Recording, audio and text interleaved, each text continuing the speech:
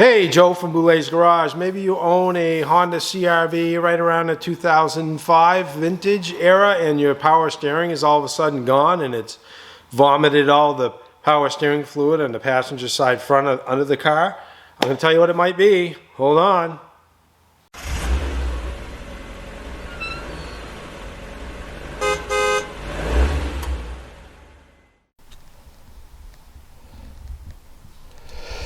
Okay everyone, so just as I suspected on this Honda CRV, this line, you can see my little light here, this metal line goes down, right down to there, down to the steering rack, and there's a fitting, and I've disconnected it from there, but you can kind of see where this light is, that portion of it rusts away usually, and it causes a leak, and you lose all your fluid that way.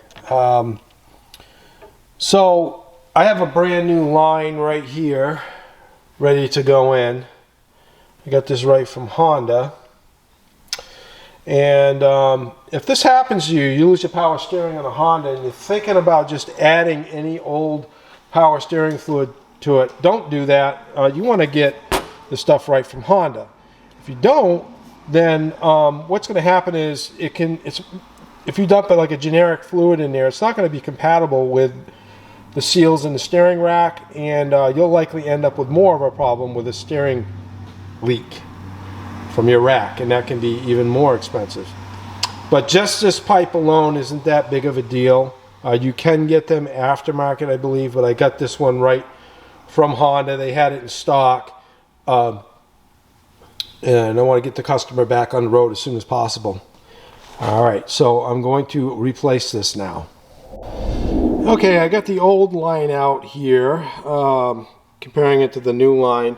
If you can see right here where it gets rusted and it leaks through. If you don't live in the Northeast, you live in a part of the country that's below the salt belt, as it were, you might not experience this. This line is relatively easy to replace, except for when you get to this 10mm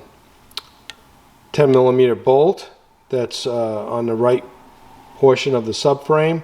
It's pretty difficult to get out. It requires a lot of patience to get it out. You have to move the motor mount out of the way to make it a little bit easier to get to it. But if you're not an experienced mechanic, I would not suggest that you take this job on.